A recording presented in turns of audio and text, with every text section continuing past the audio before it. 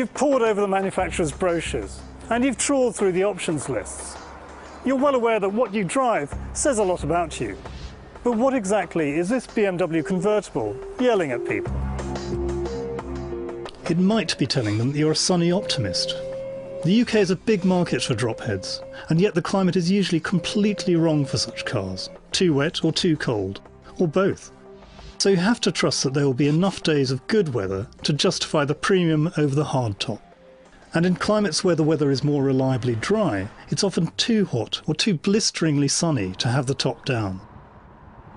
For me, open-top driving is about getting back to basics, to feel as if there's nothing cutting me off from my environment. But have cars like the BMW 6 Series become too sophisticated? Can they ever hope to provide the rawness of real top-down driving? The car's figures look great on paper. The 650i has a 4.4-litre V8 petrol engine with more than 400 horsepower and 600 newton-meters of torque. Even the lower-powered 640i puts out 320 horsepower and 450 newton-meters of torque from its straight six.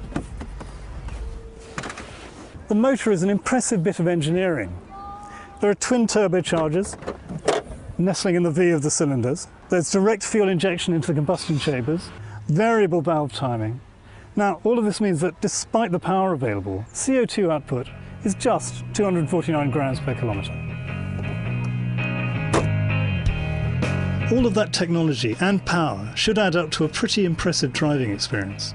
Let's see whether it does.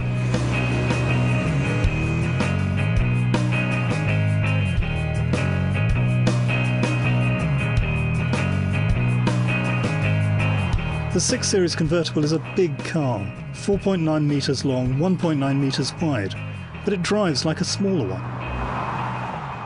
You can leave the 8-speed gearbox to change ratios automatically, or do it yourself with these pedals.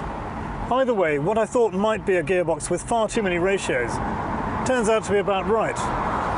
But I do find that sometimes it takes back control when I don't expect it.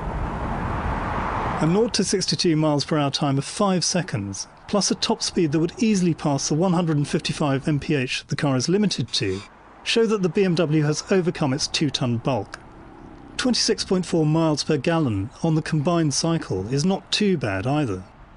This does also have room for 4 adults, something of a rarity in supposed 4-seat dropheads. But a car's external styling is possibly the biggest factor in any buying decision. For a car that claims a sporting pedigree and has a price that starts at £73,000, its appearance is curiously understated, even perhaps ever so slightly dull. BMW says its curves derive some of their inspiration from boat design. But when current high-performance sports car design is all about angles, this softer look is, well, brave.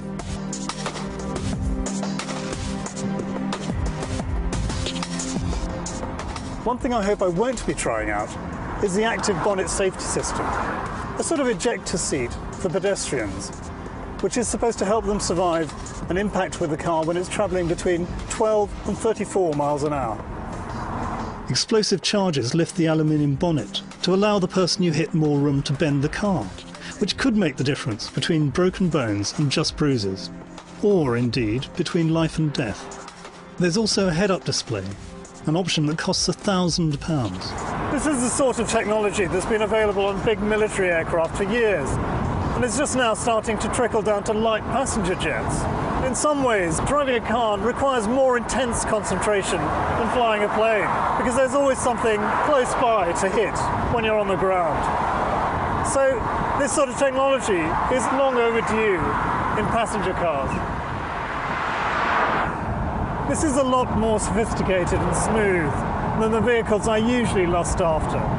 Ultimately, rather less involving to drive as well. But perversely, some of the £12,000 worth of options on this car allow me to dial back in sportiness and responsiveness to the suspension, to the gear changes, to the handling. So it may not be raw, and it's certainly not basic, but it does tick quite a few boxes on my list for an open-top sports car, including an excess of power. I'm Ray Jaggi of the Financial Times.